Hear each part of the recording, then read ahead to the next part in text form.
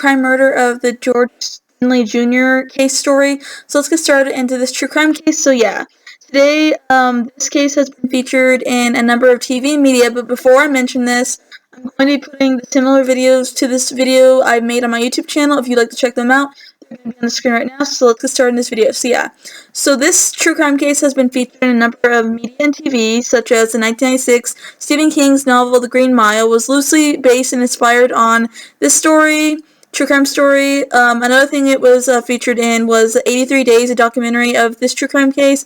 It also was featured in David Stout's based its first novel, Carolina Skeletons, 1988, on this case. And it was also featured in the story of George Stinney Jr. It also was featured in the 1993 novel Billy by Albert French. It was inspired by these events. And it also was featured in Catherine Parton's How High the Moon, has a subplot where a friend of the main character is framed for murdering two white girls, similarity to the George Stanley case. Let's get started into George Stanley Jr.'s true crime case.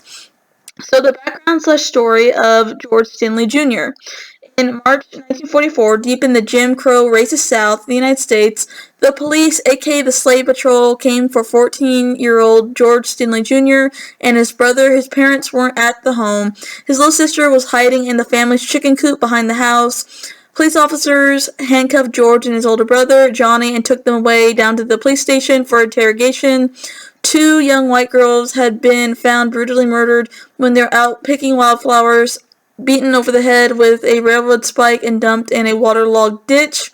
He and his little sister, who were black, were said to be the last ones to see them alive. So because of their skin color, the police, aka the Slave Patrol, came to arrest them and take them down to an interrogation room.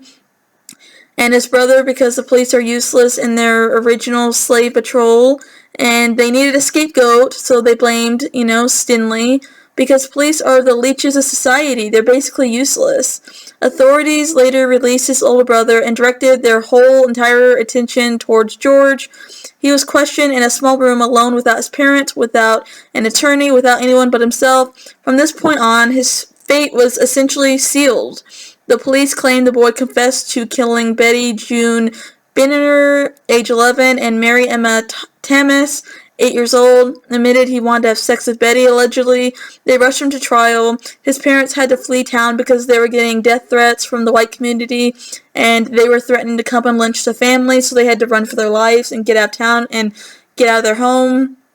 After a 2-hour trial and a 10-minute the white jury railroaded him with their deliberation. Stinney was convicted of murder on April 24th and sentenced to die by electrocution. According to a book by Mark R. Jones, at the time, 14 was the age of criminal responsibility. His lawyer, a local political figure, chose not to appeal. I don't know why, for some reason.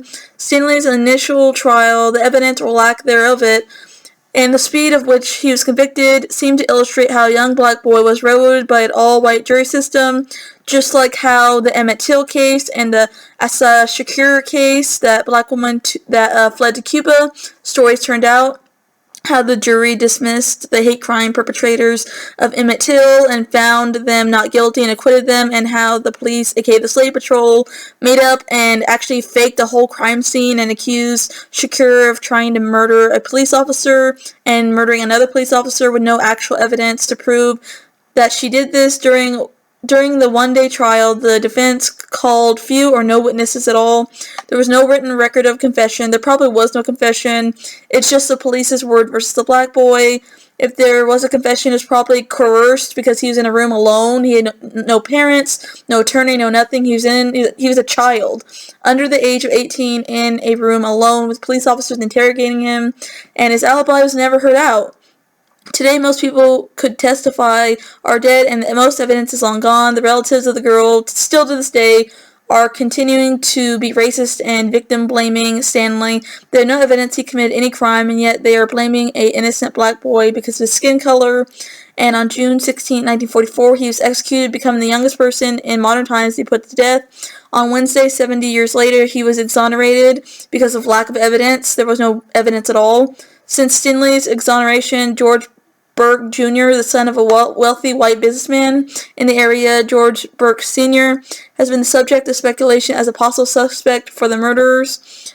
Burke Sr. conducted an initial search for the girls and was the owner of the territory behind Green Hill Baptist Church, where the girls' bodies were found. He also was the foreman of the grand jury at Stinney's trial.